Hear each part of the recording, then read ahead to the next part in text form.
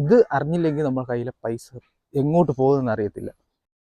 Hi friends, നമ്മുടെ പുതിയൊരു വീഡിയോയിലേക്ക് എല്ലാവർക്കും സ്വാഗതം. നമ്മൾ യൂണിഫോം ഒക്കെ ഇട്ട് ഇങ്ങനെ വീട്ടിൽ ഇരിക്കുകയാണ് ഗൈസ്. ഒരു വീഡിയോ എടുക്കാൻ വേണ്ടി 3-4 ദിവസമായിട്ട് നല്ല കട്ട ലൂസ് മോഷനാണ് ഗൈസ്.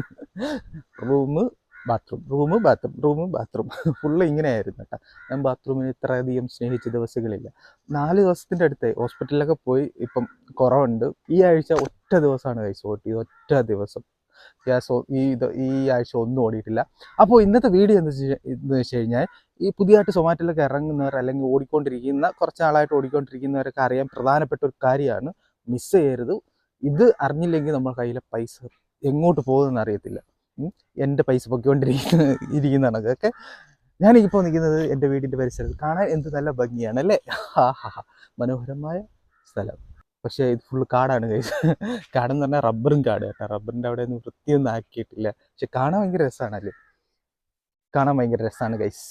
അപ്പോൾ എൻ്റെ വണ്ടി ഇതാണ്. നമ്മളിന്ന് വണ്ടിയെ കുറിച്ചിട്ടാണ് പറയാൻ പോകുന്നത്. വണ്ടിയുടെ ഫ്രണ്ടിൽ ഒരു അപകടം പറ്റിയ ഇതിനെക്കുറിച്ച് ഞാൻ വീഡിയോ ചെയ്തിട്ടുണ്ട് കേട്ടോ, ഒരു കൊല്ലം മുമ്പ്. പക്ഷേ ഇത് മാറണമെങ്കിൽ സെറ്റല്ലേ മാറാൻ പറ്റൂ. ഗ്ലാസ് മാത്രം പല വർഷം പോലും ചെയ്തു തരുന്നില്ല, ഭയങ്കര പാടാന്ന് പറഞ്ഞിരിക്കും. അതുകൊണ്ട് ഞാൻ ജസ്റ്റ് ഇൻസുലേഷൻ ടൈപ്പ് വെച്ച് ഒട്ടിച്ചിരിക്കുകയാണ്. ഓക്കെ, ഇന്നത്തെ വീഡിയോ എന്താണെന്ന് വെച്ച് കഴിഞ്ഞാൽ ഈ ബൈക്കിനെ കുറിച്ചിട്ടാണ്. അതായത് നമ്മളെ കയ്യിൽ പൈസ പോകുന്ന വലിയൊരു സംഗതി എന്ന് പറഞ്ഞാൽ ഈ ബൈക്കിലെ പണിയാണ്. ഉദാഹരണത്തിന് എൻ്റെ ഈ ഫ്രണ്ടിലത്തെ ഡിസ്ക് ബ്രേക്കിൻ്റെ പാഡ് തീർന്നിരിക്കുകയാണ്. ഞാൻ കാണിച്ചു തരാം. അത് കറക്കാൻ നേരത്ത് ഈ സൗണ്ട് കേൾക്കുന്നുണ്ട്.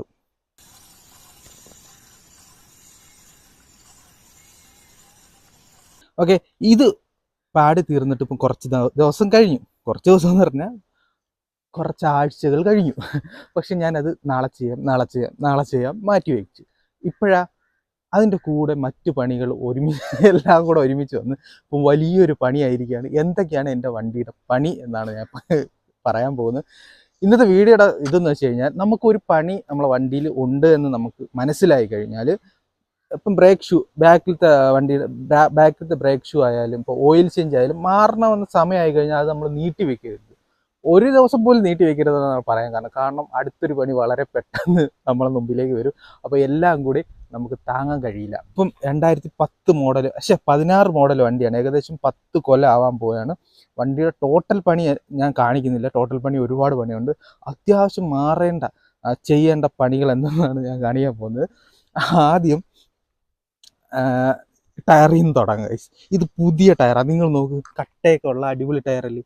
ഈ കമ്പനി നിങ്ങൾ ഒരിക്കലും വാങ്ങല്ല ഗൈസ്. അതായത് ഈ കമ്പനി എന്ന് പറഞ്ഞാൽ ഈ കമ്പനിയാണ് കേട്ടോ. എഴുതിയിരിക്കുന്നുണ്ടല്ലേ, ഈ കമ്പനി. കട്ട ഉണ്ട്, ഇനിയും ഓടാനുണ്ട്. ഇതൊരു 10,000 കിലോമീറ്റർ ആയിട്ടില്ല, എന്നിട്ട് കണ്ടോ ഒരു പഞ്ചറായി. ഇത് പഞ്ചറായി അല്ല ഗൈസ്, അതായത് ഈ ടയർ മൊത്തവും ഇതേപോലെ ഓട്ടകളും ഈ തേഞ്ഞ് തീരുന്ന മുമ്പ് ഇനി എന്ത് തേയാനുണ്ടോ. ഇവിടെ ഇത്രയൊക്കെ തേയാനുണ്ടോ, ഇവിടുന്ന് ഇത്രയും കൂടെ തേയാനുണ്ട്. പക്ഷെ അതിന് മുമ്പ് തന്നെ ഈ ടയർ മൊത്തം ഞാൻ കാണിച്ചു തരാം. ഈ ടയർ മൊത്തവും വെടിച്ചീറിയിരിക്കണതാണ്ട. ഇവിടെ ഒരു വെടിച്ചീറലുണ്ടോ, ഇവിടെ ഉണ്ട്. കണ്ടോ, 1 2 ഇതിൽ കൂടെയൊക്കെ ഒരു കല്ല് ഒത്തേറിയാൽ മതി, പഞ്ചറാവും. ഞാൻ കണ്ട ഇവിടെ പഞ്ചർ ഒട്ടിച്ചേക്ക് നമ്മളെ പഞ്ചർ സ്ക്രൂ വെച്ചിട്ടാണ് കേട്ടോ ഒട്ടിച്ചിരിക്കുന്നത്. ഇത് പഞ്ചറായ ഇരിക്കുമല്ല, ഞാൻ ഈ പഞ്ചർ സ്ക്രൂ എന്ന് പറയുന്ന സാധനമുണ്ട്, നമുക്ക് സ്ക്രൂ തിരികെ വെച്ചാൽ മതി, അത് വെച്ചാണ് ഒട്ടിച്ചിരിക്കുന്നത്. അപ്പോൾ ഈ ടയർ ഉണ്ടോ, ഈ ടയർ ഉടനെ നമുക്ക് പണി കിട്ടും. കാരണം ഒന്നിൽ കൂടുതൽ വിള്ളലുകൾ നമുക്ക് കാണാൻ സാധിച്ചു. അതുകൊണ്ട് ഉടനെ പണി കിട്ടും. പുതിയ ടയറാണ്, 10,000 കിലോമീറ്റർ പോലും ഓടിയിട്ടില്ല. ഇതിനു മുമ്പ് TVSൻ്റെ ടയറായിരുന്നു, പോളി ടയറാണ് കേട്ടോ. ഓക്കെ, നമുക്ക് ടയർ പണി വന്നിരിക്കുകയാണ്. അതേപോലെ സ്പ്രോക്കറ്റ് ചെയിൻ മാറണം. സൗണ്ട് കണ്ടാ ഫുള്ള് ടൈറ്റാക്കി ഇരിക്കുകയാണ്. ഇനി ടൈറ്റ് ചെയ്യാനൊന്നുമില്ല. ഇവിടെ മൊത്തം ചെളി കയറിയിരിക്കുമ്പോൾ നിങ്ങൾ വിചാരിക്കും കഴിവാത്ത വണ്ടിയാണ്. ഞാൻ 2 ആഴ്ച കൂടെ ഇപ്പോൾ കഴിഞ്ഞ ദിവസമാണെങ്കിൽ ഞാനൊരു മഴയത്ത് വെള്ളം കെട്ടിയിരിക്കുമായിരുന്നു കേട്ടോ ഒരു കുഴിയിൽ. ഞാൻ കണ്ടില്ല, ഞാൻ കൊണ്ടങ്ങിട്ട് മനസ്സിലായില്ല കുഴിയാണ്, ഇത്രത്തോളം താഴ്ന്നു പോയത്. അങ്ങനെയാണ് ഈ ചെളി ഇത്രയും ആയത് കേട്ടോ. അന്നൊരു സംഭവം ഉണ്ടായി, അത് ഞാൻ പറഞ്ഞുതരാം. പിന്നെ നമുക്ക് ബാക്കിലത്തെ ബ്രേക്ക് ഷൂ മാറണം. ഇതെല്ലാം ഈ ദിവസം മാറേണ്ടതാണ് കേട്ടോ. Break complete തീർന്നിരിക്കുകയാണ്. ഓയിൽ മാറാൻ സമയമായി. ഓയിൽ ഇന്ന് തന്നെ മാറാൻ പോവുകയാണ് ഞാൻ.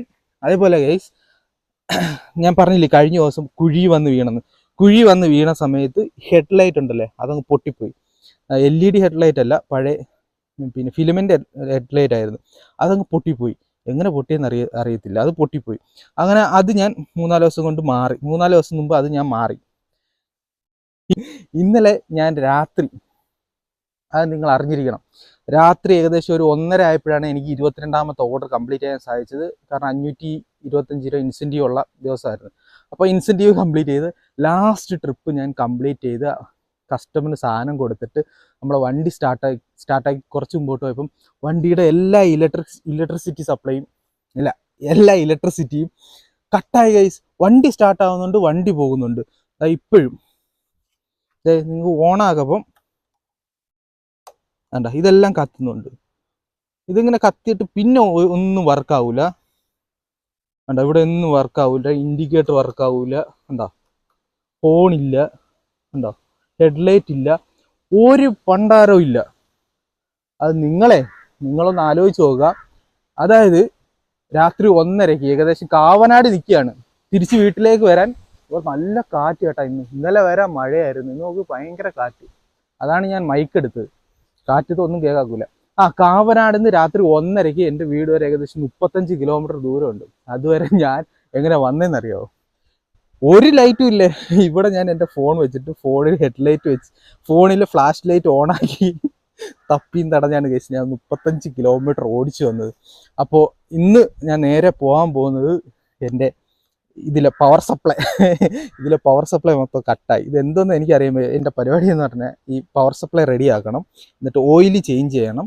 ഇത് രണ്ടുമാണ് അത്യാവശ്യം വേണ്ടത്. കാരണം എൻ്റെ ഓയിൽ കത്തുന്നതാണ്, ഓയിൽ കുറഞ്ഞിട്ടുണ്ട്, അത് ചേഞ്ച് ചെയ്യണം. ഓക്കെ, അപ്പോൾ ഇന്നത്തെ വീഡിയോ പറയാൻ വന്നത് എൻ്റെ അനുഭവം വെച്ച് പറയുകയാണ്. എൻ്റെ അനുഭവമാണെങ്കിൽ ഞാനിത് പ്രാവർത്തികമാകാത്തൊരു അനുഭവമാണ്. കാരണം ആദ്യമൊക്കെ ഞാൻ കൃത്യമായിട്ട് സമയത്ത് സർവീസ് ചെയ്യുമായിരുന്നു, ഓയിൽ ചേഞ്ച് ചെയ്യുമായിരുന്നു, എല്ലാം പക്ക ആയിരുന്നു. പക്ഷെ പിന്നെ അത് കയ്യിൽ നിന്ന് പോയി. ഇപ്പം ഒരു പണി വന്നു കഴിഞ്ഞാൽ നീട്ടി വെക്കും. ഇങ്ങനെയല്ല, കുറച്ച് നാൾ മുമ്പ് ഇങ്ങനെ തന്നെയാണ്. എല്ലാം കൂടെ ഒന്നിച്ച് വരും. അവസാനം കയ്യിൽ പൈസ ഇല്ലാത്ത അവസ്ഥ വരും. ഇപ്പോഴും അതാണ്. ഇത്രയും പണികളാണ് അത്യാവശ്യം എനിക്ക് വേണ്ടിയിരിക്കുന്നത്. അല്ലാത്ത പണികൾ എന്തൊക്കെ ഉണ്ടെന്ന് ഞാൻ കാണിച്ചു തരാം. ഈ കമ്പി മാറണം, ഇവിടെ ഓയിൽ സീല് നിൽക്കുന്നില്ല, കാരണം ഈ കമ്പിയിൽ സ്ക്രാച്ച് ഉണ്ട്. 2 കമ്പി മാറണം. അടുത്തതെന്ന് വെച്ച് കഴിഞ്ഞാൽ ബാക്കിലത്തെ ഷോക്ക് അബ്സർ ഇത് മാറണം. പിന്നെ പിന്നെ ഈ ടൈമിങ് ചെയിൻ ഉണ്ടല്ലോ, അത് ചെറിയൊരു സൗണ്ട് വെച്ച് തുടങ്ങിയിട്ടുണ്ട്. അതിനകത്ത് ഒരു കിറ്റ് ചെറിയ കംപ്ലൈൻ്റ് ആണ് കേട്ടോ. ഓയിൽ ചെറുതായിട്ട് കത്തുന്നുണ്ട്. പഠിച്ചോനെ, ഇതിൻ്റെ പെയിൻ്റ് കളയി പോകുന്ന.